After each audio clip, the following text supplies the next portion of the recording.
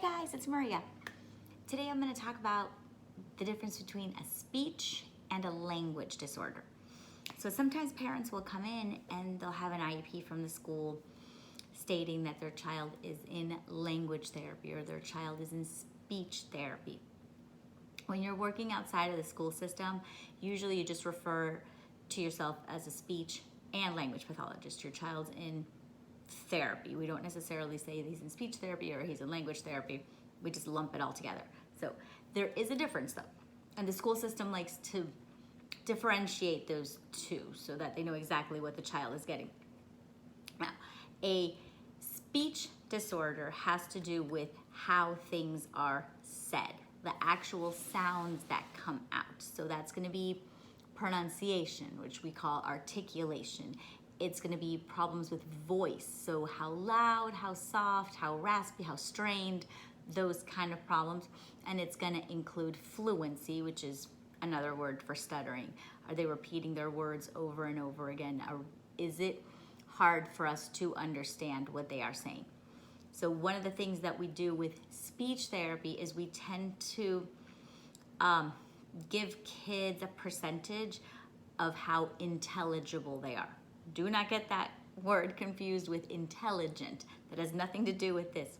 Intelligibility is our ability to be understood by others.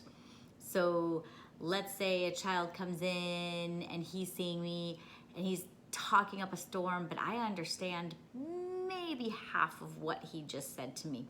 His intelligibility for me is going to be 50%. But when I talk to mom and I ask her if she understands him, she says, oh yeah, I understand almost everything he says to me. Every once in a while I have a word I don't. The intelligibility for her is going to be much higher because again, she understood almost everything he said. I haven't cracked the code. I don't know his errors yet, so I'm going to put him much lower. So everything that has to do with speech usually has to do with how well someone can be understood by other people. So that's going to lump them into a whole category of sound production errors, voice problems, and fluency problems. Language is a whole nother ball of cheese. So language is going to be problems with the actual words, sentences, structure of language, and how we communicate our wants and needs with others. In the world of language, we divide things up into two categories.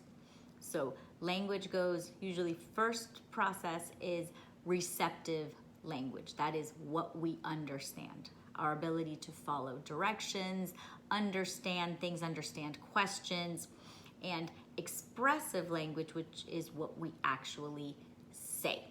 Some kids have fantastic receptive language. They understand everything anybody says to them. They can follow all the directions, but they don't have the language to communicate it back to you. So they may only have a couple words in their vocabulary, but their understanding is at a whole nother level. Some kids can have problems with both of those, where they can be low in their understanding and low in their ability to express themselves. Usually, if they're the opposite and they are low in receptive language, which means they have a really hard time following directions. They have a very hard time understanding what other people are saying to them, but yet their expressive vocabulary is fantastic and they are talking up a storm and they're using 4 and 5 word sentences all the time, that they can't answer what your name is. That's a big red flag for us. When they have a delayed receptive language with an off-the-charts expressive language, that's a very large gap that we worry about. And we usually will refer to a specialist to make sure that there's not something else going on. Kids can have all of these problems. They can be in therapy for language and speech together for different areas. It can be that they're having issues with their articulation and they're having issues with their expressive language. It can be that they're having issues with voice and they're having problems with receptive and expressive. So we can be a combination of both, or we can be just one or the other. Like I said, usually in therapy, we lump it as speech and language therapy.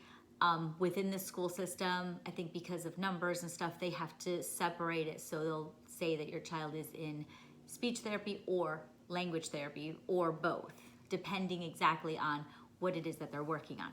So I hope that cleared up any questions you have about speech and language. And let me know if you have any questions. All right, bye.